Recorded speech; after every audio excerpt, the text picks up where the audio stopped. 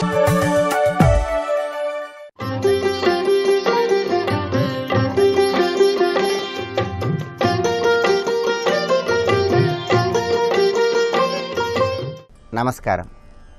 ప్రేక్షకులందరికీ శుభోదయం. ఈనాటి శుభయోగం శీర్షికన నిర్జల ఏకాదశి సందర్భంగా ఈరోజు ఎటువంటి విధి విధానాలను పాటించాలో, తద్వారా ఎలాంటి ప్రయోజనాలను అందిపుచ్చుకోవచ్చో పరిశీలిద్దాం. జ్యేష్ఠ మాసంలో వచ్చే శుద్ధ ఏకాదశి తిథిని నిర్జల ఏకాదశి లేదా త్రివిక్రమ ఏకాదశి అనే పేర్లతో పిలుస్తారు. ఈ నిర్జల ఏకాదశికి ఉన్నటువంటి విశిష్టత ఏంటంటే, మనకి సంవత్సరంలో మొత్తం 24 ఏకాదశి తిథులు వస్తాయి. ఈ నిర్జల ఏకాదశి తిథి నాడు ఎవరైతే ఏకాదశి వ్రతాన్ని ఆచరిస్తారో, శ్రీ మహావిష్ణువుని ఆరాధిస్తారో, వాళ్ళు సంవత్సరంలో వచ్చే 24 ఏకాదశుల్లో ఏకాదశి వ్రతాన్ని ఆచరించినటువంటి ఫలితాన్ని పొందవచ్చు. అది నిర్జల ఏకాదశికి ఉన్నటువంటి ప్రత్యేకతగా పురాణాల్లో వివరించడం జరిగింది. పురాణాలలో భీముడు ఈ నిర్జల ఏకాదశి వ్రతాన్ని ఆచరించాడు. అనగా మంచినీరు కూడా స్వీకరించకుండా ఈ ఏకాదశి నాడు భీముడు ఉపవాసం ఉండి శ్రీ మహావిష్ణువుని పూజించి ఏకాదశి వ్రతాన్ని ఆచరించాడు కనుక దీనికి నిర్జల ఏకాదశి అనే పేరు వచ్చింది. ఈ నిర్జల ఏకాదశిని త్రివిక్రమ ఏకాదశి అనే పేరుతో కూడా పిలుస్తారు.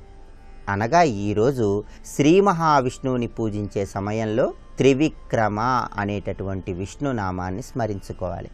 ఈరోజు ఓం త్రివిక్రమాయ నమః అనేటటువంటి మంత్రాన్ని స్మరిస్తూ శ్రీ మహావిష్ణువుని పసుపచ్చటి చామంతి పూలతో పూజించండి. విష్ణుమూర్తి ప్రీతి కోసం 3 ఒత్తులు వేసి ఆవు నెయ్యి పోసి దీపాన్ని వెలిగించండి.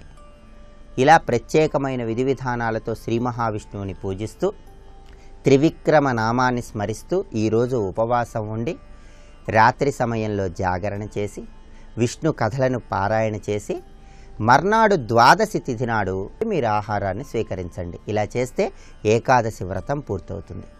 ఈ విధంగా నిర్జల ఏకాదశి వ్రతాన్ని ఆచరించడం ద్వారా 24 ఏకాదశుల్లో ఏకాదశి వ్రతాన్ని ఆచరించిన ఫలితాన్ని పొందటానికి, వృత్తి ఉద్యోగ వ్యాపారాల్లో శ్రీ మహావిష్ణువు అనుగ్రహం ద్వారా చక్కటి సత్ఫలితాలను అందిపుచ్చుకోవటానికి ఆస్కారం ఎంతగానో ఉంది.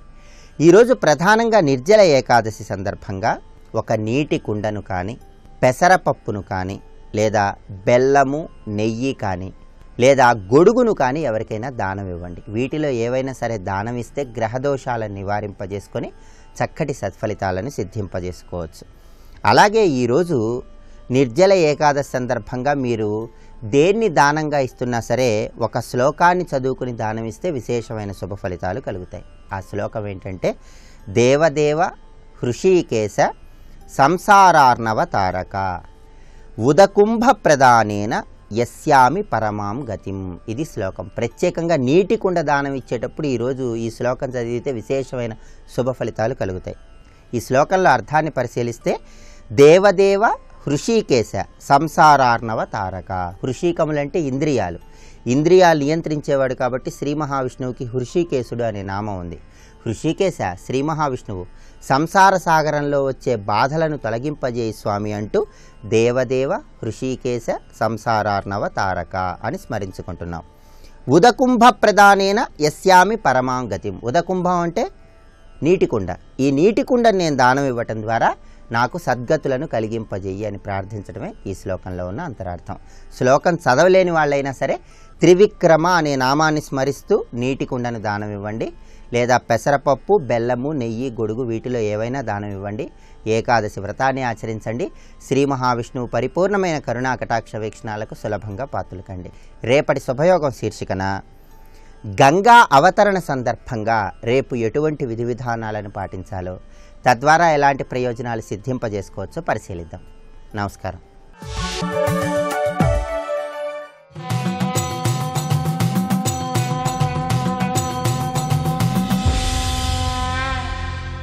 శతక సాహితీ సరస్వతికి నమస్కారం.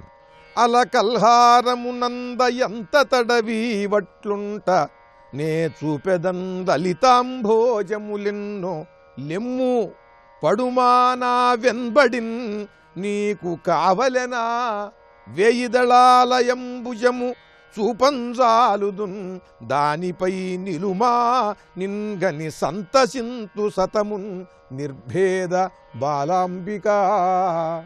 ఓ బాలాత్రిపుర సుందరి, అలకల్హారమునంద ఎంత తడవి వట్లుంట ఆ కలువ పువ్వుల్లో, చిన్ని చిన్ని తామర పువ్వుల్లో ఎన్నాళ్ళుంటావు తల్లి నువ్వు? ఎన్నేళ్లుంటావు? నే చూపెదన్ లలితాంభోజములెన్నో, పరమద్భుతమైనటువంటి తామర పువ్వులను నేను చూపిస్తాను తల్లి. రా, ఆ కలువ పువ్వులు, ఆ చిన్ని చిన్ని తామర పువ్వులు వదిలేసి పరమద్భుతంగా వికసించిన పరమ సుందరమైనటువంటి పద్మములను నేను చూపిస్తా. వచ్చి అక్కడ కొలువుండు. లెమ్ము పడుమా నా వెంబడిన్, నా వెంబడిన్, నా వెనకాల పడు. అమ్మవారి వెనకాల తల్లి నేను వెంటబడుతున్నానంటారు ఎవరైనా. ఈ భక్తుడు పరమ విశ్వాసముతో తనపై తనకు ఉన్న నమ్మకము, తాను పాత్రుడైనట్లయితే, తగిన సద్గుణములు అర్హతలు కలిగినట్లయితే, నా వెంట నువ్వురా అని పిలవగలిగినటువంటి అర్హత నాకున్నది, ఆ శక్తి నాది, నువ్వు నా వెంటరా అంటూ చమత్కారముగా ఇక్కడ చక్కని శబ్దం ఆయన వాడింది. నా వెంబడిన్, ఇది వెన్ను, ఈ వెన్ను వెంట నా వెంబడిన్ నీకు కావలేనా, నీకేమన్నా కావాలా?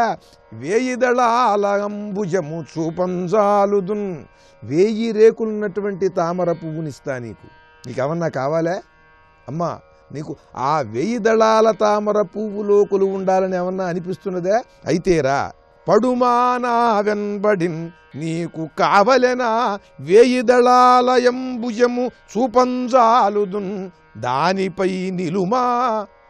ఆ 1000 దళాల పద్మం నేను చూపిస్తాను, దానిపైన నువ్వు నిరంతరం కొలువుండు. నిన్గని సంతసింతు సతమున్, నువ్వు ఆ 1000 దళాల పద్మం పైన ఆసీనమైనట్లయితే, నువ్వు కొలువుదీరినట్లయితే నిన్ను నిరంతరం చూస్తూ ఆనందిస్తాను తల్లి. ఆ సహస్రదళాల పద్మం ఎక్కడో లేదు, నా శిరస్సుపైనే ఉంది. ఆ సహస్రార కమలమునందు నువ్వు కొలువుండి నిరంతరం నాకు దర్శనం ఇవ్వు. అలాగే ఇతరేతరమైనటువంటి తామర పువ్వులు కూడా నాలోనే ఉన్నాయి. మూలాధారము నుండి స్వాధిష్టానం, మణిపూరం, అనాహతం, విశుద్ధి, ఆజ్ఞాచక్రములనేటువంటి పద్మములు, ఈ పద్మములను నువ్వు స్వీకరించి వీటన్నిటికీ పైన ఉన్నటువంటి సహస్రార కమలం, 1000 దళముల పద్మం ఉన్నది నా శిరస్సు పైన. ఆ సహస్రార కమలంలో నువ్వు నివసించినట్లయితే నిరంతరం నిన్ను చూస్తూ ఆనందిస్తాను తల్లి అంటూ, నీకేమన్నా 1000 దళాల పద్మం కావాలంటే నా దగ్గరకు రావమ్మా అని చమత్కారముగా భక్తి విశ్వాసములతో ఆ బాలాంబికను ఆహ్వానిస్తూ పరమద్భుతమైన పద్యరచనతో గొప్ప భక్తి శతకాన్ని మనకు అందించిన విద్వత్కవులు, బాలాదేవి ఉపాసకులు శ్రీ ఈశ్వర సత్యనారాయణ శర్మ గారి బాలాంబికా శతకంలోని మరి ఒక పద్యం గురించి రేపు ఉదయం తెలుసుకుందాం. ఓం శ్రీమాత్రే నమః.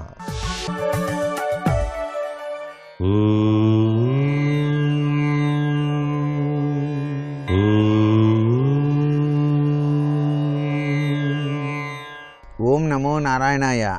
ఓం నమః శివాయ. శ్రీమాత్రే నమః.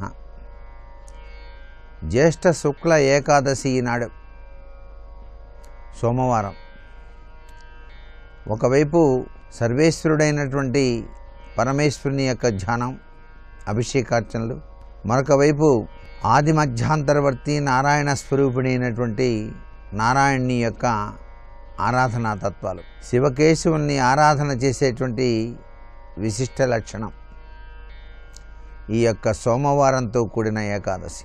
ఏకాదశి నాడు సహజసిద్ధంగా నియమనిష్టలతో చాలామంది ఉపవాసము అనేటువంటిది ఆచరిస్తూ ఉంటారు. ఈ ఉపవాసం వెనకాల పరమార్థం ఏంటి? భగవంతునికి చేరువలో మనస్సును నిలబెట్టడం. నిలకడలేని మనస్సును నిలకడ చేసుకోవడానికి ఉపవాసం చాలా బాగా సహకరిస్తుంది. ఈ ఆత్మ అనుక్షణం కూడాను ఆ స్వామికి సంబంధించినటువంటి విశేషాంశాలని మననం చేసుకోవడానికి, శరీర రుగ్మతల్ని తొలగించుకోవడానికి, ఉపవాసం చాలా చక్కగా పనిచేస్తుంది. విష్ణు సహస్రనామ పారాయణ, చంద్రశేఖర అష్టకం, శివారాధన, విష్ణు ఆరాధన, మారేడు దళాలతో పరమేశ్వరుని పూజించి తులసి దళాలతో విష్ణుమూర్తిని అర్చించటం. ఎవరైనా సరే ఎప్పుడైనా సరే ఏ దేవతా స్వరూపాన్ని కొలిచినా ఇప్పుడు పరమేశ్వరుని ధ్యానం చేసినప్పుడు తప్పనిసరిగా పార్వతీదేవిని కూడా ధ్యానం చేయాలి. మహావిష్ణువుని ధ్యానం చేసినప్పుడు తప్పనిసరిగా లక్ష్మీదేవిని కూడా ధ్యానం చేయాలి. అలా భార్యాభర్తలు ఇరువురి యొక్క మన్నన పొందినట్లయితే మానవులమైన మనం వెంటనే సత్వర పరిష్కారం ఏర్పడటానికి ఆస్కారం అత్యధికంగా ఉంటుంది. పైగా సోమవారం అనేటువంటిది చంద్రగ్రహ తత్వానికి నిదర్శనం. మనఃకారకుడైనటువంటి చంద్రుడు మానసిక ఉల్లాసాన్ని ఆనందాన్ని కలిగించాలి అంటే ఆ యొక్క చంద్రశేఖరాష్టకం చంద్రుడికి సంబంధించి మానసికమైనటువంటి ఉల్లాసం కోసం పరమేశ్వర ధ్యానం కూడా చాలా విశిష్టంగా పనిచేస్తుంది. అంతేకాకుండా తెలుపు రంగు బట్టలు ధరించి శివాలయ దర్శనం చేసుకోవడం కూడా చాలా విశిష్టం. ఎందుకంటే చంద్రుడు తెలుపు రంగు కలిగి ఉంటాడు కాబట్టి. అసలు పరమేశ్వరుడే దిగంబరుడు, దిక్కులనే వస్త్రాలుగా చేసుకున్నవాడు కదండి.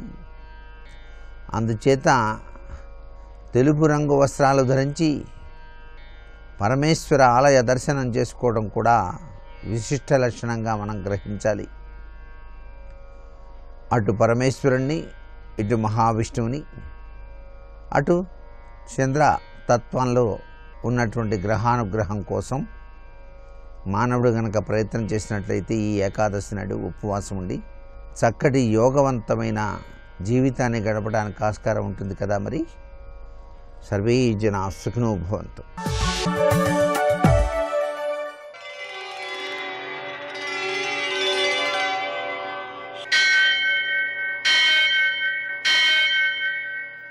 సహస్రశీరుషం దేవం విశ్వాక్షం విశ్వశంభువం విశ్వం నారాయణం దేవమక్షరం పరమం పదం విశ్వతః పరమాం నిత్యం విశ్వం నారాయణగుం హరిం విశ్వమేవేదం పురుషస్తద్విశ్వముపజీవతి పతిం విశ్వస్యాత్మేశ్వరగుం శాశ్వతగుం శివమచ్యుతం నారాయణం మహాజ్ఞేయం విశ్వాత్మానం పరాయణం.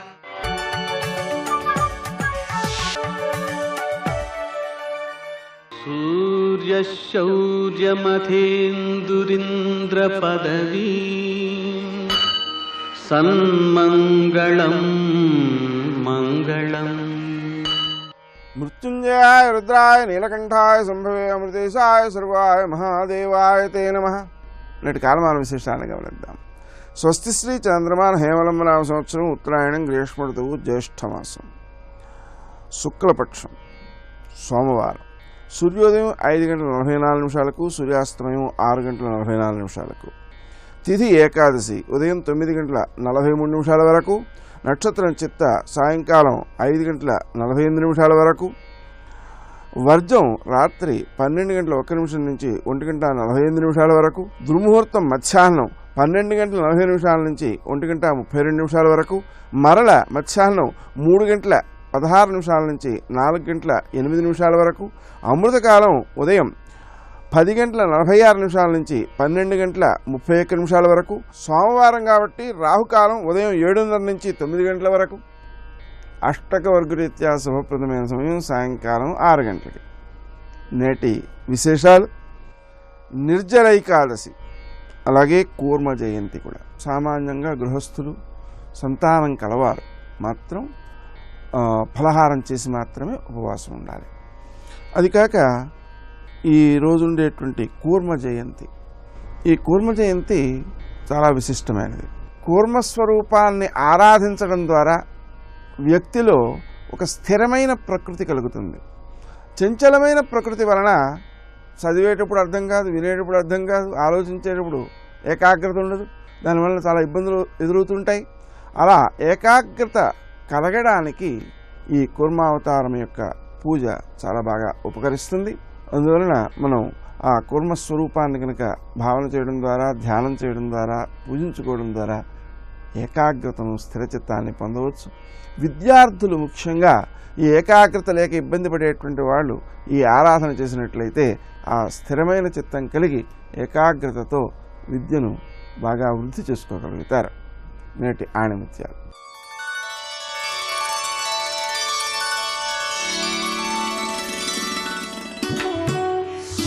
సమస్య గురించి ఆలోచించకుండా పరిష్కారం గురించి ఆలోచించాలి.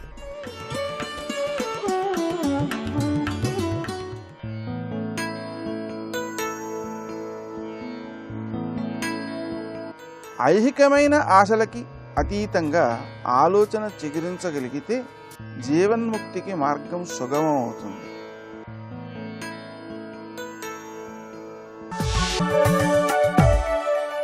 ప్రాతస్మరామి లలితావదనారవిందం బింబాధరం పృథులమౌక్తికశోభినాసం ఆకర్ణదీర్ఘనయనం మణికుండలాఢ్యం మందస్మితం మృదుమదోజ్వల ఫాలదేశం. చింతిత సంతానవతాం అనే మాటకు అర్థం ఏంటంటే, చింతన అనేది సంతానముగా కలవాడు అంటే అమ్మవారి గురించే నిరంతర చింతన కలవాడు. అది కొనసాగుతోంది, ఆగకుండా వస్తుంది. అలాంటి సంతత ధ్యానము కలవాడు. అటువంటి వానికి అమ్మవారు సంతతమపి తంతనీషి మహిమానం, అలాంటి వాడికి ఎల్లవేళలా తన మహిమని విస్తరింపజేస్తున్నది అమ్మవారు. అంటే తనని నిరంతరం ధ్యానించే వారికి తన మహిమ ప్రకటిస్తున్నది ఆ తల్లి. అంటే ప్రతివారిలోనూ లోపల వెలుపల ఉన్నది పరమేశ్వరుని అహం రూపిణిగా ఉన్నది. మనలో కూడా అహం స్ఫురణగా ఆవిడ ఉన్నది. కానీ అది ఎవరికి తెలియబడుతుంది? ఎవరు నిరంతర చింతన చేస్తారో అటువంటి విచారణ మార్గములో ఉన్నవారికి అమ్మ తన యొక్క సత్యం జ్ఞానమనంతం బ్రహ్మ అనబడే మహిమని ప్రకటింపజేస్తారు. ఇది దీని యొక్క అర్థం. అది సంతత చింతన అంటే ఇదండి. ఆ విచారణ ధ్యాన మార్గంలో ఉన్నవారికి ఆవిడ తనని తాను ప్రకటింపజేస్తారు. ఈ శ్లోకంలో అమ్మ యొక్క స్వరూపాన్ని చూపిస్తున్నారు. ఇంకా చివరికి వెళ్ళిపోతున్న ఆర్యాశతకం. ఇప్పుడు 99వ పద్యంలోకి ప్రవేశిస్తున్నాం మనం. కలమంజుల వాగనుమిత గల పంజరగత సుఖగ్రహోత్కంఠ్యాత్ అంబరదనంబరంతే బింబఫలం శంబరారిణాన్యస్తం. శంబరారి అంటే మన్మథుడు. ఈ మన్మథుడు సొగసుకి సౌందర్యానికి అధిదేవత. అమ్మ వదనంలో కూడా మన్మథుడు ఉన్నట్ట. అమ్మ వదనంలో మన్మథుడే శివుణ్ణి ఓడించాడండి. ఈ బయట తిరుగాడే మన్మథుడు వల్ల కాలేదు. అమ్మ వదనంలో మన్మథుడు. ఆవిడ అమ్మ వదనంలో సౌందర్యం అంతా జాగ్రత్తగా చూసుకుంటూ ఉంటాట. ఆయన అమ్మవారి పెదవి విషయంలో వర్ణన చేస్తున్నారు ఇక్కడ. అమ్మవారి పెదవి ఎలా ఉందంటే దొండపండులా ఎర్రగా ఉన్నది. సాధారణంగా పంజరంలో ఉన్న చిలక బయటకు రావాలంటే బయట ఒక దొండపండుని పెడతారట. ఆ దొండపండు కోసం చిలక లోపల నుంచి బయటకు వస్తుందట. అలాగా నీ గళపంజరంలో ఉన్న పలుకుల చిలుకని వెలికి తేవడం కోసం అక్కడ మన్మథుడు పెట్టిన దొండపండా అన్నట్లుగా నీ పెదవి ఉన్నదమ్మా అని వర్ణించారు ఇక్కడ. అంటే అమ్మ పలుకులు వెలికి వస్తున్నాయి. ఆ వెలికి రావడానికి ఆ పలుకుల చిలకని వెలికి తేవడానికి పెట్టిన దొండపండులా పెదవి ఉన్నది అని వర్ణిస్తున్నారు. ఈ వర్ణన ఎందుకు చేశాడు? పైగా ఆర్యాశతకంలో ఆఖరికి ఎందుకు చెప్పాడు? ఇది మనం కొంచెం ఆలోచించవలసిన అంశమే. ఎందుకంటే దొండపండు వంటి పెదవి అని సుందర స్త్రీలను వర్ణిస్తారు కనుక అలా వర్ణించారండి. అలా కాదండి. ఇక్కడ పరిశీలించే ప్రధానమైన ఉద్దేశం ఇక్కడ అమ్మవారిచ్చిన పలుకులతో రచిస్తున్నాడు ఈయన. అమ్మవారు తాంబూల కబళమిస్తే కదా పుచ్చుకుని ఇంత చేస్తున్నాడు. అనగా అమ్మవారి కంఠంతో వర్ణన పూర్తి చేశాడు ఇక్కడ. అందుకు గళపంజర సుఖ గ్రహ ఉత్కంఠ్యాత్, గళపంజరంలో ఉన్న సుఖముని పట్టాలని ఉత్కంఠతో అంబరదనంబరంతే బింబఫలం శంబరారిణాన్యస్తం. ఇది చూపిస్తున్నాడు. అంటే సరిగ్గా కంఠం వరకు వర్ణించడంలో వాగ్భవ కూటము అనే మాటను చూపిస్తున్నాడు. ఆ వాగ్భవము వెలికి రావడానికి బయటకు వస్తే వైఖరి రూపం అవుతుంది. అంతే కదండి. లోపలున్న పలుకు వెలికి వచ్చినప్పుడు అది వైఖరి రూపిణి అయినటువంటి మాతృకావర్ణ రూపిణి అవుతున్నది. అందుకు ఆ కంఠంలో ఉన్న చిలుక అంటే మాతృకావర్ణ రూపిణి ఆ వెలిక పెదవుల ద్వారా బయటకు వస్తున్నది. మొత్తంగా అమ్మవారు కామేశ్వరి, కామకళా విలాసిని గనకనే అక్కడ మన్మథుడు పెట్టిన దొండపండు అని పెట్టడంలో ఉద్దేశం కూడా ఇదే. ఈ స్వరూపం అంత చక్కగా చూపిస్తున్నారు. అందుకు రమ్యమైన వాగ్భవకూట వర్ణన ఇంతవరకు జరిగినది. ఆ కంఠము వాగ్భవ స్థానము, శిరస్సు నుంచి కంఠం వరకు శ్రీమద్వాగ్భవకూటైక స్వరూపముఖ పంకజ. అందుకు వాగ్భవకూట ధ్యానం పూర్తి చేశాడు అని దీని యొక్క అర్థం అండి. ఒక్క శ్లోకంలో వాగ్భవకూటము చెప్పబడుతున్నది. వాగ్భవకూటమైన ముఖాన్ని ఎవరైతే ధ్యానం చేస్తారో వాళ్ళకి వాక్కులు లభిస్తాయి. వాక్కులు అంటే జ్ఞానము యొక్క వ్యక్తీకరణ కనుక సర్వజ్ఞానములకి స్థానం ముఖము, దాని నుంచి వ్యక్తీకరింపబడుతోంది పలుకుల రూపంలో. కనుక జ్ఞానము దాని వ్యక్తీకరణ కలిపి వాగ్భవకూటం, అది అమ్మవారి యొక్క వదనం. అందుకు అమ్మ వదనాన్ని ధ్యానం చేసి పూర్తి చేసినప్పుడు జయనాదంతో పూర్తి చేయడం ఒక సంప్రదాయం కనుక జయనాదం చేస్తున్నాడు. జయ జయ జగదంబ శివే, జయ జయ కామాక్షి, జయ జయ అద్రిసుతే, జయ జయ మహేశ దయితే, జయ జయ చిద్గగన కౌముదీధారే.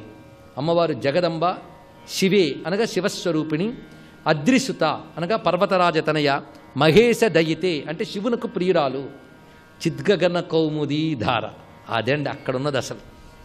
చిద్గగన చంద్రిక అని కాళిదాసు ఒక మంత్రశాస్త్ర గ్రంథం రచించాడు శ్లోక రూపంలో. అది చదివితే చాలా రహస్యాలు మనకు తెలుస్తాయి. చిద్గగన చంద్రిక. అమ్మవారు చిదాకాశంలోని వెన్నెలట. చిదాకాశం అంటే దహరాకాశం. ఆ దహరాకాశంలో వ్యాపించినటువంటి చైతన్యమే వెన్నెలంటే వ్యాపించుతుంది కదండి. అలాగే చిదాకాశములో వ్యాపించిన చైతన్య స్వరూపమే చిద్గగన చంద్రిక. కనుక అమ్మవారు ఎవరు? దహరాకాశ రూపిణి, హృదయాకాశంలో వ్యాపించినటువంటి చైతన్య రూపిణి. వ్యాపించిన చైతన్యానికి రూపం ఉందా? అందుకు మహేశ దయితే, కామాక్షి, అద్రిసుత అనగానే మనకు సగుణము సాకారము కనబడుతున్నది. చిద్గగన కౌముదీధారే అనగానే నిర్గుణ నిరాకార తత్వముగా పర్యవసింపబడుతున్నది. అది ఆఖరి మాటగా చూపించాడు. ఈ విధంగా మనం ఆర్యాశతకం మొత్తం పూర్తి చేసుకున్నాం. ఆర్యాశతకం భక్త్యా పఠతాం ఆర్యా కటాక్షేణ నిస్సరతి వదన కమలాద్వాణి పీయూష ధోరణి దివ్య. ఆర్యాశతకాన్ని భక్తితో ఎవరైతే పఠిస్తారో వారికి ఆర్యాదేవి యొక్క కటాక్షముతో, ఆర్యాదేవి అంటే అమ్మవారిగా, అమ్మవారి కటాక్షంతో వారి నోటు నుంచి అమృత సమానమైన పలుకులు వెలువడతాయి అని ఫలశ్రుతిని చెప్పారు. మొత్తంగా ఆర్యాశతకం యొక్క ఫలశ్రుతి అమృత సమానమైన పలుకులు వాళ్ళ నోటి నుండి వెలువడతాయి. అలాంటి పలుకులు నోటి నుంచి రావాలంటే ముందు అలాంటి జ్ఞానం లోపల ఉండాలి. అది దీని యొక్క అర్థం. అందుకే అమృత జ్ఞానమేదో అది ఇచ్చి దాన్ని చెప్పగలిగే శక్తి కూడా అమ్మవారు ఇస్తారు. అది ఆర్యాశతకం యొక్క ఫలశ్రుతి. ఇప్పుడు మన ఆర్యాశతకాన్ని నమస్కారం చేసుకుని తర్వాత శతకంలోకి ప్రవేశిస్తున్నాం. అంటే ఆర్యాశతకంలో చేసిన భావనకి ఫలంగా అమ్మవారు ఈ శతకంలోకి ప్రవేశం ఇస్తున్నారు మనకి. ఈ శతకం అమ్మవారి పాదారవింద శతకం. అంటే అమ్మ పాదపద్మాలను వర్ణిస్తారు 100 శ్లోకాల్లో. అంటే 100 శ్లోకాల్లో అమ్మ పాదాలు వర్ణన చెప్పడం వినడం అంటే అర్థం ఏంటి? మా మనస్సు ఆ పాదాల చుట్టే తిరుగుతుంటుంది. ఇంకేం కావాలండి భాగ్యం మనకి? అమ్మ పాదపద్మాల వర్ణనండి. అంటే ఆర్యాశతక భావన చేయడం చేత అమ్మవారి పాదములు నా ముందు కనబడ్డా అన్నాడు ఈ మహానుభావుడు. ఇప్పుడు ఆ పాదములకి స్తోత్రం చేస్తున్నారు. ఇప్పుడు ఇంతవరకు ఆర్యాశతకము ఆర్య అనబడే ఛందస్సులో రచింపబడింది. పాదారవింద శతకము ఇది శిఖరిణి అనబడే ఛందస్సులో రచింపబడింది. అయితే శివానందలహరి కూడా శిఖరిణితోనే ప్రారంభమవుతుంది. ఎక్కువ వృత్తములు శిఖరిణివే, కానీ కొన్ని వృత్తములు మిగిలినవి కూడా ఉన్నాయి ఎందులో? శివానందలహరిలో. కానీ సౌందర్యలహరిలో అన్నీ శిఖరిణిలే. శిఖరిణి ఎందుకు రచించుంటారు శంకరులు? శిఖరములు కలది శిఖరిణి అంటే పర్వతము అని అర్థం అండి. శిఖరిణి అంటే అర్థం అంటే ఆ ఛందస్సుకి ఒక పర్వత లక్షణం ఏదో ఉందన్నమాట. ఒక రాగానికి పేరు పెట్టడంలో ఒక లక్షణ శక్తి ఎలా ఉంటుందో ఛందస్సుకు పేరు పెట్టడంలో కూడా ఒక విశేషం ఉంటుంది. అంటే మనం అది చదువుతుంటే ఆ పాదము కింది నుంచి మొదలై అలా కొండెక్కినట్టు పైకి వెళుతుంది. అది శిఖరిణి. మరొక లక్షణం ఏంటంటే అమ్మవారు కొండలరాజు కూతురు గనక ఈ ఛందస్సులో అమ్మవారిని కూర్చోబెడితే పుట్టింట్లో ఉన్నట్టు ఉంటారనమాట. అందుకు శిఖరిణి పెట్టడంలో ఇంత ఔచిత్యం ఉంటుంది మహాత్ములు పెట్టేటప్పుడు. అయితే ఈ శిఖరిణి ఛందస్సు మనకి శివానందలహరి సౌందర్యలకు పూర్వమే ఒక మహానుభావుడు రచించాడు. ఆ రచన తర్వాత వచ్చిన ఉపాసకులకి, ఋషులకి అందరికీ ప్రభావం చూపించిందండి. అది నిజానికి చూస్తే చిన్న శ్లోకములే కానీ తర్వాత ఎందరికో అది మార్గదర్శనం అయిపోయింది. అందుకు స్తోత్రాలన్నిటికీ ఆది స్తోత్రము, మార్గదర్శక స్తోత్రము శిఖరిణి వృత్తముల్లో రచింపబడింది. శివ మహిమ్న స్తుతి అని చెప్పబడుతూ పుష్పదంతుడు రచించింది భవ్యమైన స్తోత్రం అది. అది శిఖరిణి. దాని ప్రభావం శంకర భగవత్పాలు వారినే వదలలేదండి. ఆ శబ్దాలు ఛందస్సు అంతా తీసుకున్నారు శంకరులు. అంతెందుకు శంకరులకి పరమాచార్యులైన గౌడ భగవత్పాదుల వారు శుభగోదయ స్తవము అని అమ్మవారిపై రచిస్తూ అది కూడా శిఖరిణిలోనే రచించారు. స్వస్తి. నమో ఆంజనేయం నమో దివ్యకాయం నమో వాయుపుత్రం నమో సూర్యమిత్రం నమో నిఖిల రక్షాకరం రుద్రరూపం నమో మారుతిం రామదూతం నమామి. సుందరకాండ గొప్పతనం ఏమిటంటే ఒక వ్యక్తి గొప్పతనాన్ని వేరొకరు చెప్పరు, ఎవరి గొప్పతనాన్ని వాళ్ళు నిరూపించుకుంటారు. హనుమ తానెంత గొప్పవారో తాను నిరూపించుకుంటారు. రామ కథ ఎంత గొప్పదో 1కి 10 మార్లు చెప్పబడి రామ కథ గమనం యొక్క విశేషాన్ని సుందరకాండ నిరూపిస్తుంది. సీతమ్మ తన పాతివ్రత్యం ఎంతటిదో హనుమ తోకకి నిప్పు పెట్టబడినప్పుడు ఒక్కసారి ఆ తల్లి ప్రతిజ్ఞ చేస్తే వెంటనే అగ్నిహోత్రం కూడా వెన్నముద్దలా అయిపోయింది. తన పాతివ్రత్య ప్రభావాన్ని ఆవిడ నిరూపించుకుంది. ఇలా ఎవరికి వారు తమ వైభవాన్ని నిరూపించుకున్నారు. సీతమ్మ తల్లి యొక్క గొప్పతనం ఆవిష్కరింపబడిన కాండ కాబట్టి అది సుందరకాండ. కాబట్టి సుందరే సుందరో రామ, సుందరే సుందరీ కథ, సుందరే సుందరీ సీత. సీతమ్మ లాంటి సౌందర్యవతి లోకంలో ఎక్కడుంటుంది? కాబట్టి సుందరే సుందరీ సీత. అయితే ఆశ్చర్యకరమైన విషయం ఏమిటంటే అసలు సుందరకాండ రసాభాస. ఎందుచేత అంటే రాముడికి సీతమ్మ పట్ల అనురాగం, సీతమ్మకి రాముడి పట్ల అనురాగం. అందుకని బాలకాండ, అయోధ్యకాండ, అరణ్యకాండ రసావిష్కారం. సుందరకాండ దగ్గరికి వచ్చేటప్పటికీ రావణాసురుడికి సీతమ్మ యందు ఎనలేని అనురాగం, సీతమ్మకి రావణుని పట్ల ఎనలేని ద్వేషం. అలా పరస్పర విరుద్ధ రసాలు ప్రవహిస్తే రసాభాస అయిందంటారు. రసాభాస అయినటువంటి కాండలో పరమాద్భుతమైనటువంటి పాతివ్రత్య రసము, భక్తి రసము ఆవిష్కరించి 2 విరుద్ధ విషయాల్ని ఆవిష్కరించి లోకానికి ఆదర్శాన్ని నెలకొల్పిన కాండ సుందరకాండ. అందుకే సుందరే సుందరీ సీత, సుందరే సుందరం వనం. ఏమి అశోకవనం అసలు! ఆ అశోకవనాన్ని, ఆ కాంచనలంకని, ఆ పుష్పక విమానాన్ని అవి వర్ణిస్తుంటే వినడానికే ఆశ్చర్యంగా ఉంటుంది. ఇలా ఉంటుందా లంకాపట్టణం అనిపిస్తుంది. లంకాపట్టణంలో ఒక కిటికీకి ఉన్న పరదాన్ని చూస్తే కళ్ళు తిప్పుకోవడం సాధ్యం కాదని పరమ బలంతో హనుమ చూశారు అని రాశారు వాల్మీకి. అంత సౌందర్యాన్ని ఆవిష్కరించినటువంటి కాండ. బాహ్యంలో కాంచనలంక అంత సౌందర్యవంతంగా, అంత విశేషంగా ఉంటుంది. అటువంటి అశోకవనం. అలాగే సుందరే సుందరం వనం, సుందరే సుందరం కపిహి. ఆ హనుమ బాహ్యంలో వానరుడు. బాహ్యంలో వానరుడైన స్వామి హనుమ కన్నా సుందరుడు లోకంలో ఇంకొకడు ఉండడు. ఒక పురుషుడు పైకి ఎంత అందంగా ఉన్నా మోసంతో కూడుకున్నటువంటి జీవితంతో ఉన్నవాడు కీర్తింపబడడు. ఎవరి యొక్క జీవితాలు పరమ సౌందర్య భరితములవుతాయి? ఎవరి చిత్రపటం తీసుకొచ్చి ఇంట్లో పెట్టుకుంటారు? అంటే అందమనేటటువంటిది, సౌందర్యం అనేటటువంటిది శరీరం వలన కాదు, లోపల ఉండేటటువంటి గుణము వలన భాషిస్తుంది. అది నిజమైనటువంటి సౌందర్యం. అందుకే లోకంలో సౌందర్యము అన్న మాట ఎవరికి అన్వయం అంటే అమ్మకి అన్వయం. అమ్మ అంటే లోకంలో భద్రతకంతటికీ కూడా మారుపేరు. అమ్మ దగ్గరికి వెళ్ళి కూర్చుంటే చాలు ఎంత ఊరట కలుగుతుందో. అమ్మ సౌందర్యం. అలాగే ఏ పురుషుడు భగవంతుణ్ణి ఆశ్రయిస్తాడో, నిత్యము భక్తితో ఉంటాడో, తనకి విశేషమైనటువంటి శక్తి కలిగి ఉన్నప్పటికీ కూడా తన కొరకు అని ఒక్క విషయాన్ని కూడా వాడుకోకుండా తనకున్న శక్తినంతటినీ లోకం యొక్క అభ్యున్నతి కొరకు వినియోగిస్తాడో వాడు నిజానికి సుందరాతి సుందరుడు. స్వామి హనుమ బుద్ధిమతాం వరిష్టం. బుద్ధిమంతులలో ఆయన కన్నా అగ్రగణ్యుడు లేడు. వ్యాకరణ పండితులలో ఆయన కన్నా వ్యాకరణం చదువుకున్నవాడు లేడు. తేజోవంతులలో ఆయన కన్నా తేజోవంతుడు లేడు. ఎందుకంటే ఒకానొకప్పుడు హనుమ యొక్క ఆవిర్భావ సమయంలో ఇంద్రుడు వజ్రం పెట్టి కొట్టినప్పుడు ఆయన కింద పడిపోతే బ్రహ్మగారు వచ్చి చిరాయుర్దాయం ఇచ్చి దేవతలందరినీ వరాలు ఇమ్మన్నప్పుడు సూర్యభగవానుడు వచ్చి తన తేజస్సులో 100వ అంశని ధారపోశాడు. నేను ఈయనకి గురువుగా ఉండి వాంగ్మిని చేస్తాను, ఈయన మాట్లాడితే అందరూ నిశ్చేష్టులై వింటారు, అంత గొప్ప వాగ్వైభవాన్ని ఇచ్చి అటువంటి వ్యాకరణాన్ని నేర్పుతానన్నాడు. అంత గొప్ప విద్వాంసుడు, ఆయన శక్తి సామాన్యమైన శక్తి కాదు. హనుమ దీని చేత కట్టబడ్డారని కానీ వీరి చేతిలో ఓడిపోయారని కానీ ఉండదు. ఇంత శక్తి కలిగినటువంటి వారు తనని స్తోత్రం చేస్తే రారు. కానీ రామకథ చెప్పినా, సుందరకాండ చెప్పినా, సీతమ్మ గురించి చెప్పినా, ప్రత్యేకించి సుందరకాండ జరుగుతున్నప్పుడు హనుమ వచ్చి తీరుతారు. ఎందుకు వస్తారంటే రామాయణంలో ఉత్తరకాండలో ఒక విషయం ఉంది. రామచంద్రమూర్తి అవతార పరిసమాప్తి చేస్తూ హనుమని అడిగారు, హనుమ నువ్వు కూడా నాతో వచ్చేస్తావా అని అడిగారు. అక్కర్లేదు, మీ నామము మీ కథ ఎంతకాలం ఉంటుందో అంతకాలము నేను ఈ భూమి మీద ఉంటానన్నారు. ఇప్పుడు రామచంద్రమూర్తి ఒక వరం ఇచ్చారు.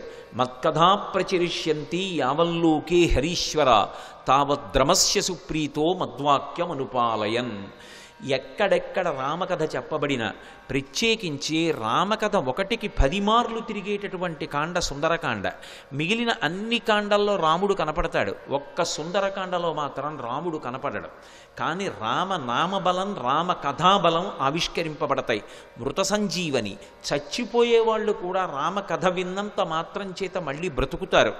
రామ కథ గొప్పతనం, రామ కార్యం యొక్క గొప్పతనం, రామనామం యొక్క గొప్పతనం ఆవిష్కరింపబడిన కాండ కాబట్టి అది సుందరకాండ.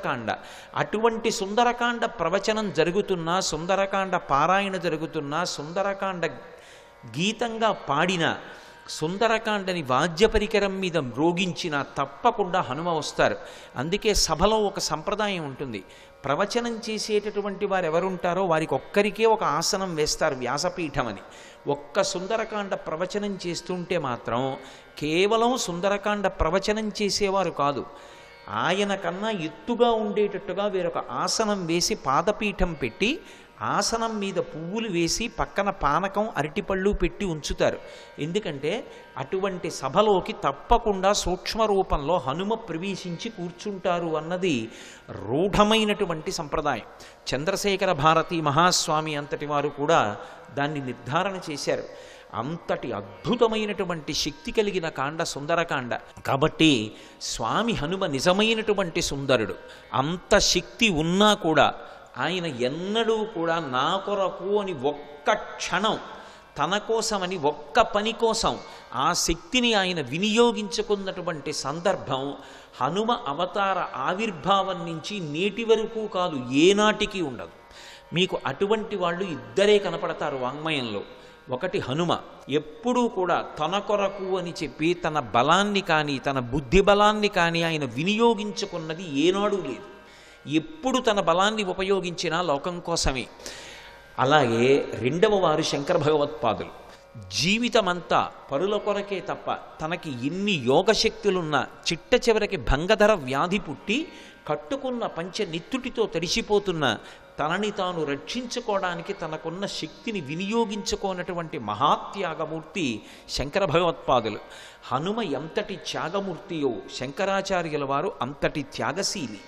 అటువంటి హనుమ సుందరాతి సుందరుడు. ఆయన కన్నా సుందరుడు లోకంలో ఎక్కడుంటాడు? అందుకే సుందరే సుందరం కపిహి, సుందరే సుందరం మంత్రం. ఆ రామ మంత్రం, హనుమత్ మంత్రం, సీతమ్మ మంత్రం కాదు, సుందరకాండే ఒక పెద్ద మంత్రం. ఎందుచేత అంటే సుందరకాండ తత్తతో ప్రారంభం అవుతుంది. అందుకే ఆ ప్రారంభం చేస్తూనే తత్ అని మొదలుపెట్టి చిట్ట చివర మళ్ళీ సుందరకాండ పూర్తి చేసినప్పుడు తత్ అని మొదలుపెట్టి పూర్తి చేస్తారు. తతోమయా వగ్విదధీన భాషిత శివాభిరిష్టాభిరభిప్రసాదిత జగామ శాంతిం మమ మైథిలాత్మజ తవాపి శోకేన తథాపి పీడిత. ఆ శ్లోకంతో పూర్తయింది సుందరకాండ. అందుకని తతో రావణనీతాయా సీతాయా శత్రుకర్షణ ఈష పథమన్వేష్టం చారణా చరితే పథి. ఆ శ్లోకంతో మొదలైంది. తత్తుతో మొదలై తత్తుతో పూర్తయింది. తత్తు పరబ్రహ్మవాచకం.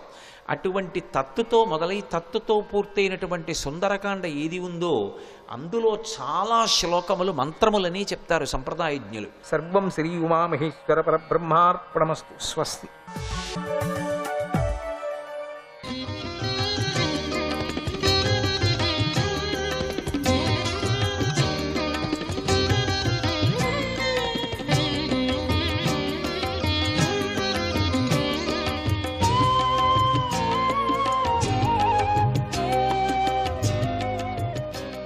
విష్ణవే నమః.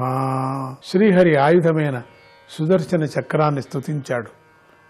ఆ చక్రానికే నమస్కారం చేస్తున్నాడు. త్వమగ్నిర్భగవాన్ సూర్యః త్వం సోమో జ్యోతిషాం పతిః త్వమాపస్త్వం క్షితిర్వ్యోమ వాయుర్మాతేంద్రియాణి చ. వాయుర్మాతేంద్రియాణి చ. పృథివీ మొదలైన 5 స్థూల భూతాలు, శబ్ద స్పర్శ రూప రస గంధాలనే 5 సూక్ష్మభూతాలు, ఇంద్రియాలు, పూజ్యుడైన సూర్యుడు, నక్షత్రాధిపతి అయిన చంద్రుడు నీ రూపాలై ఉన్నారు కదా. సుదర్శన నమస్తుభ్యం సహస్రారాచ్యుత ప్రియ సర్వాశ్రాఘాతిన్ విప్రాయ స్వస్తి భూయా ఇడస్పతే. ఓ సుదర్శనమా, నీకు నమస్కారం. శ్రీహరికి ప్రియమైన నీకు 1000 కొనలు ఉన్నాయి. నువ్వు అన్ని అస్త్రాలను నష్టం చేసి భూమిని రక్షిస్తావు. ఈ మహర్షికి శుభాన్ని చేకూర్చు. నువ్వే ధర్మము, నువ్వే మధురమైన సత్యవాక్కు, నీ రూపమే యజ్ఞము, నువ్వే యజ్ఞాల ఫలాలకు భోక్తవు, నువ్వే లోకాలను పాలిస్తున్నావు, నువ్వే సర్వం యొక్క సారానివి, నువ్వే పురుషోత్తముడి యొక్క గొప్పదైన తేజస్సువు. చక్కని నాభిగల ఓ చక్రమా, నువ్వు సకల ధర్మాలను నిలబెడతావు. అధర్మ స్వభావం గల రాక్షసులను నువ్వు అగ్నిలాగా దహిస్తావు. తోకచుక్కలాగా వారికి అనర్థాన్ని కలిగిస్తావు. ముల్లోకాలను రక్షించే నీ తేజస్సు స్వచ్ఛమైనది. నువ్వు మనోవేగంతో అత్యద్భుతమైన కర్మలను చేస్తావు. నీకు నమస్కారం చేస్తున్నాను. నా వాక్కులకు ప్రభువైన ఓ చక్రమా, నీ తేజస్సు ధర్మరూపమైనది. అది మహాత్ముల చీకటిని అంటే ఆపదను, అజ్ఞానాన్ని పోగొడుతుంది. అభివృద్ధిని, జ్ఞానాన్ని కలిగిస్తుంది. నీ మహిమ అపారమైనది. సతసద్రూపమో కార్యకారణ రూపమో అయినటువంటి ఈ జగత్తు అంతా వాస్తవంగా నీ రూపమే అయి ఉంది. ఓ పరాజయం లేని ఓ చక్రమా, నిరంజనుడైన శ్రీహరి నిన్ను దైత్యులు, దానవుల సైన్యంపై ప్రయోగించినప్పుడు నువ్వు నిరంతరంగా చేతులను, పొట్టలను, కాళ్లను, తలలను నరుకుతూ యుద్ధమందు గొప్పగా ప్రకాశిస్తూ ఉంటావు. జగత్తును రక్షించే ఓ చక్రమా, నువ్వు సర్వాన్ని సహించేదానవు. గదాధారి అయిన శ్రీహరి దుష్టులను సంహరించి జగత్తును రక్షించటానికై నిన్ను వినియోగించాడు. మా వంశానికి భాగ్యం లభించటానికై ఈ మహర్షికి శుభాన్ని కలిగించు. ఈ మహర్షిని రక్షణ చెయ్యటమే మమ్ముల్ని అనుగ్రహించినట్లు మాకవుతుంది కదా. నేను దానాన్ని గాని యజ్ఞాన్ని గాని చేసి ఉంటే, స్వధర్మాన్ని చక్కగా ఆచరించినట్లయితే, మా వంశము వేదవేత్తలను దైవంగా భావించినట్లయితే ఈ వేదవేత్త తాపము నుండి విముక్తుడగుగాక. యదినో భగవాన్ ప్రీత ఏకః సర్వ గుణాశ్రయః సర్వభూతాత్మ భావేన ద్విజో భవతు విజ్వరః. అద్వితీయుడు, సకల గుణాలకు నిలయం వంటివాడు. మేము సకల ప్రాణులయందు ఆత్మభావనమనే కలిగి ఉన్నాం. మేము అటువంటి మాపై ఆయనకు ప్రీతి కనుక ఉన్నట్లయితే ఈ వేదవేత్త ఈ ఆపద నుండి విముక్తుడగుగాక అని ప్రార్థించాడు. ఇలా అంబరీష మహారాజు స్తుతించగానే మహర్షిని అన్ని వైపుల నుండి బాధ పెడుతున్న సుదర్శన చక్రం శాంతించింది. దూర్వాస మహర్షికి తాపం దూరమైంది. ఆయన స్థిమిత పడ్డాడు. మహారాజును ఆశీర్వదిస్తూ గొప్పగా పొగిడాడు. ఓ మహారాజా, ఎంత ఆశ్చర్యం! నేను తప్పు చేసినా నువ్వు నాకు మేలు చేస్తున్నావు. నాకు ఈరోజు శ్రీహరి భక్తుల యొక్క మహిమ ఎంత గొప్పదో అనుభవానికి వచ్చింది. ఎవరైతే భక్త పాలకుడైన శ్రీహరిని తమ హృదయంలో దృఢంగా నిలుపుకొని ఉంటాడో అటువంటి సత్పురుషులైన మహాత్ములు చేయలేనిది కానీ విడిచిపెట్టలేనిది కానీ ఏమీ ఉండదు కదా. యన్నామ శృతిమాత్రేణ పుమాన్ భవతి నిర్మలః తస్య తీర్థపదః కిం వా దాసానామవశిష్యతే. శ్రీహరి పాదాలు గంగా మొదలైన తీర్థాలకు ఆశ్రమమై ఉన్నవి. ఆయన నామాన్ని విన్నంత మాత్రంతోనే వ్యక్తి పవిత్రుడవుతాడు. అటువంటి శ్రీహరి భక్తులకు కర్తవ్యం ఏమి మిగిలి ఉంటుంది? ఉండదు అని అర్థం. నువ్వు గొప్ప దయామయుడివి, నన్ను అనుగ్రహించావు. నేను చేసిన పాపాన్ని మరిచిపోయి నా ప్రాణాలను కాపాడావు అన్నాడు దూర్వాస మహర్షి. అంబరీష మహారాజు మహర్షి తిరిగి వస్తాడనే కాంక్షతో అప్పటి వరకు భోజనం చేయకుండా ఉన్నాడు. చూడండి, మహర్షి అలా అనగానే మహారాజు మహర్షి పాదాలపై పడి ఆయనను ప్రసన్నుడిగా చేసుకొని ఆయనకు భోజనం పెట్టాడు. ఇంతవరకు భోజనం చేయలేదండి ఇద్దరు కూడా. ఈయన చేయలేదు, ఆయన చేయలేదు. ఆయన రాలేదని ఏం చేయలే. ఈయన ఎంటపడింది కదా చక్రం. ఎక్కడ భోంచేస్తాడు? ప్రాణభయం. ఇప్పుడు భోంచేశాడు, నెమ్మది అయింది. ఇద్దరూ భోంచేశారండి కూర్చొని. ఉత్తమమైన రసాదులతో నిండిన ఆహారాన్ని ఎంతో ఆదరంతో మహర్షికి సమర్పించాడు. తర్వాత మహర్షి మహారాజుతో, ఓ రాజా, నువ్వు భగవద్భక్తుడివి. నిన్ను చూసి తాకి నీతో మాట్లాడటం వల్ల నేను అనుగ్రహించబడ్డాను. పరమాత్మయందు బుద్ధి నిలిపి నువ్వు ఇచ్చిన ఆతిథ్యంతో నేనెంతగానో ప్రీతిని చెందాను. పవిత్రమైనది అయినటువంటి నీ కీర్తిని ఈ భూలోకం కూడా గానం చేస్తుంది అని ఆశీర్వదించాడు, స్తుతించాడు. తర్వాత మహారాజు వద్ద సెలవు తీసుకొని బ్రహ్మలోకానికి వెళ్ళాడు. ఆ బ్రహ్మలోకం కేవలము కర్మతో పొందటానికి సాధ్యమైనది కాదు. సుదర్శన చక్రము వెంబడించినప్పుడు వెళ్ళిన మహర్షి తిరిగి అంబరీషుడి వద్దకు వచ్చే లోపల 1 సంవత్సర కాలం గడిచిపోయింది. చూడండి, అంతవరకు మహారాజు మహర్షి రాక కోసము ఎదురు చూస్తూ కేవలం నీటిని మాత్రమే త్రాగి ఉన్నాడు. ఆ 1 సంవత్సరం మొత్తము నీళ్లనే భుజించాడండి, ఇంకేమీ తీసుకోలేదు. బ్రహ్మలోకానికి వెళ్ళి వచ్చే లోపల 1 సంవత్సరం అయింది. మహర్షి భుజించి వెళ్ళిన తరువాత ఆయన తినటంతో పవిత్రమైన ఆహారాన్ని మహారాజు ఆరగించాడు. ఆ ప్రసాదాన్ని తీసుకున్నాడు. మహర్షి ఆ విధంగా ఆపదలో పడి గట్టెక్కడము, తాను ధైర్యంగా ఉండటము అంతా ఆ పరమాత్మ యొక్క మహిమయే అని అంబరీష మహారాజు గ్రహించాడు. అలా ఆత్మానాత్మ వివేకైన అంబరీషుడు ఆత్మరూపుడైన వాసుదేవుడి యందు మనస్సును నిలిపి సత్వరజస్తమో గుణాల ప్రవాహానికి అంటే సంసారానికి అతీతుడైపోయాడు. కొంతకాలం గడిచిన తరువాత ఆయన రాజ్యాన్ని పుత్రులకు అప్పజెప్పి అడవులకు వెళ్ళిపోయాడు. ఇత్యేతత్ పుణ్యమాఖ్యానం అంబరీషస్య భూపతేః